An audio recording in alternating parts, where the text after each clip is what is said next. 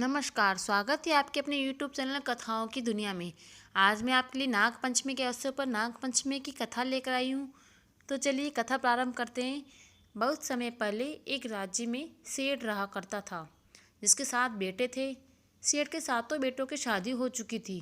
सेठ की सबसे छोटी बहू बुद्धिमान और चरित्रवान थी। एक दिन बड़ी बहू घर की सभी बहुओं को मिट्टी लाने के लिए अपने साथ ले गई। मिट्टी खोदते समय बड़ी बहू को एक सांप दिखा, जिसको वो खुरपी से मारने लगी। तभी छोटी बहू ने उसे रोक दिया और कहा, इस सांप का कोई पाप नहीं है। सांप के पास जाकर छोटी बहू बोली कि तुम यहीं रुको, हम थोड़ी देर में वापस आते हैं। ऐसा बोलने के बाद सभी बहुएं घर वापस आ गई। काम में व्यस्त होकर छोटी बहू सांप को किया हुआ वादा भूल गई। इसी बीच सांप उसका इंतजार करता रहा। दूसरे दिन जब छोटी बहू को सांप से किया हुआ वादा याद आया, तब वो भागी भागी सांप के पास गई।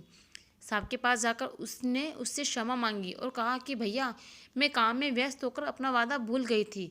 सांप ने कहा, तुमने मुझे अपना भाई माना है, इसलिए मैं तुम्हें जाने दे रहा हूँ, वरना कोई और होता तो मैं उसे डस लेता।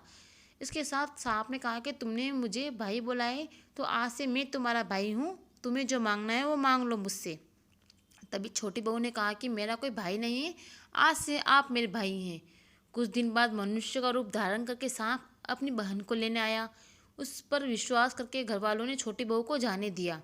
सांप छोटी बहू को अपने घर ले गया। सांप का परिवार रहता था।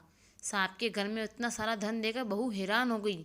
एक दिन सांप की माँ ने छोटी बहू को कहा कि अपने भाई को ठंडा दूध पिला देना, मगर छोटी बहू ये बात भूल गई और उसने सांप को गर्म दूध पिला दिया, जिसकी वजह से सांप का मुंह जल गया।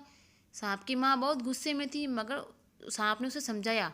थोड़ी देर बाद सांप ने कहा कि अब बहन का घर जाने का समय आ गया है। घर से विदा करते समय सांप के परिवार ने छोटी बहू को सोना, चांदी, हीरे, मोती, कपड़े और गहनों से भर दिया। जब छोटी बहू घर लौटी तब उसके धन को देखकर बड़ी बहू को जलन होने लगी। गहनों के साथ सांप ने छोटी बहू को एक हीरे और एक मणि से बना हुआ हार दिया था। पूरे राज्य में इस हार की चर्चा होने लगी थी। जब रानी को पता चला तब उसने ये हार मंगवाया। छोटी बहू को ये पसंद नहीं आया और उसने सांप को बुलाकर सारी बात बता दी। छोटी बहू ने भाई से आग्रह किया कि वो कुछ ऐसा करे कि जिससे ये हार छोटी बहू के गले में हार बनकर आ जाए और दूसरे के गले में सांप। बहन की बात मानकर भाई ने भी ऐसा ही किया। जब रानी ने यह हार पहना तब उसके गले में हार सांप में बदल गया। रानी चीखने लगी। रानी की चीख सुनकर राजा ने छोटी बहू को लाने का आदेश दिया। जब छोटी बहू राजा और रानी के पास आई तब उसने बताया कि यह हार उसके गले में हार और दूसरे के गले में सांप बन जाता है। तब राजा ने छोटी बहू को हार पहनने के लिए कहा। छोटी बहू के गले में जाते ही सांप हार बन गया। यह चमत्कार देखकर राजा बहुत खुश हुआ और उसे धन दौलत देकर भेज दिया। छोटी बहू धन दौलत लेकर घर पहुंची तब बड़ी बहू ये सब देखकर जलने लगी। वो छोटी बहू के पत्ते के कान भरने लगी। सबसे छोटे बेटे ने अपनी पत्नी से धन, गहने और कपड़े के बारे में पूछा। तब छोटी बहू सांप को याद करने लगी और उसके सामने सांप प्रकट हो गया। सांप ने अपनी बहन के पति से कहा कि अगर कोई भी उसकी बहन पर शक करेगा तो वो उसे डस लेगा।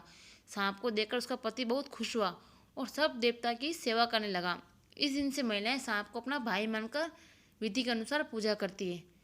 तो दर्शकों, कैसी लगी आपको ये कथा? अगर आपको मेरा ये वीडियो पसंद आया है तो प्लीज़ लाइक, सब्सक्राइब और शेयर ज़रूर कीजिएगा। धन्यवाद।